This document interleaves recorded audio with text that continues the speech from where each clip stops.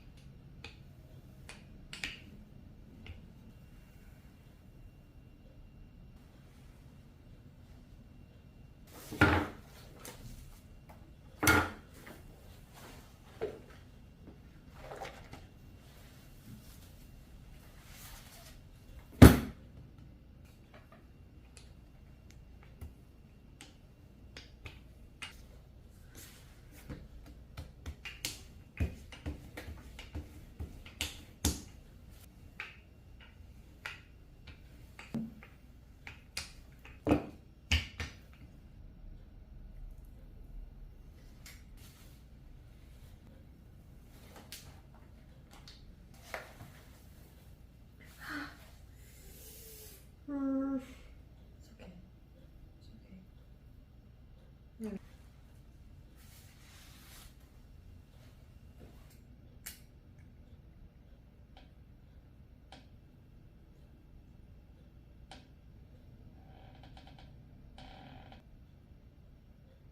looks terrible.